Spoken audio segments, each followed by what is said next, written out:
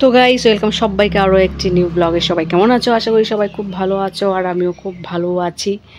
মনের দিক দিয়ে ভালো নেই, এমনি শারীরিক দিক দিয়ে ভালো আছি, মনের দিক দিয়ে ভালো নেই। কারণ সবাই জানো যে দেশে কী ঘটনা ঘটে গেছে।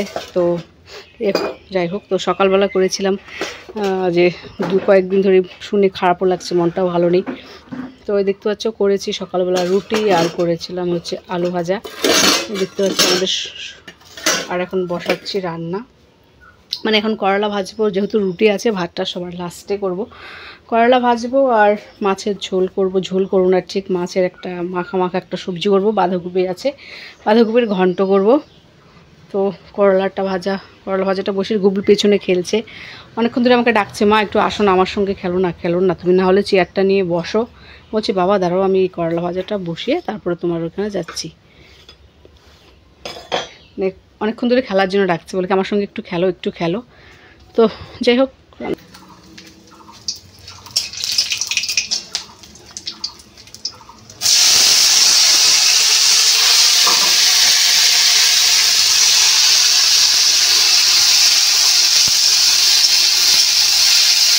আর এই যে লবণদানিটা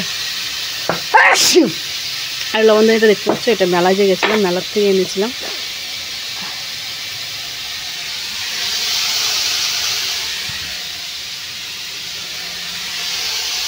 ও বা হ্যাঁ,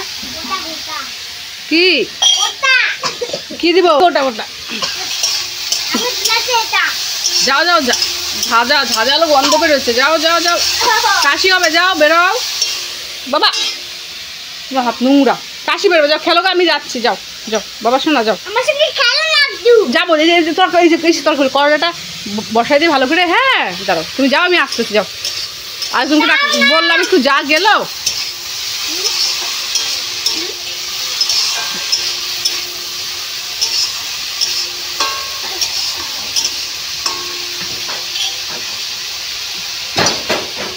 বাবা আলুগুলো পাড়ায় না এভাবে,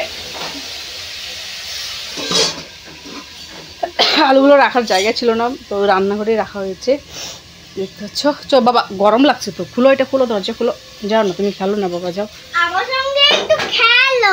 দাঁড়াও। তো করলা ভাজাটা না একটু পেঁয়াজ দিয়ে দিলাম, ভালো লাগে করলা ভাজাতে পেঁয়াজ দিলে। নিরামিষভাবে এমনিও তো করলা ভাজা বেশিরভাগ মানুষ এমনি খায় পেঁয়াজ ছাড়া, কিন্তু পেঁয়াজ দিয়ে ভাজলে না করলা ভালোই লাগে খেতে। যারা খাওনি তার করে দেখতে পারো, ভালো লাগে খেতে পেঁয়াজ দিয়ে।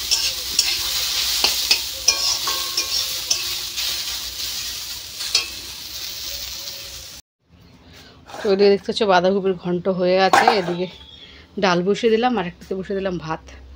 নিরামিষগুলো হয়ে গেলে তারপরে করবো মাছের তরকারি। গরম লাগছে।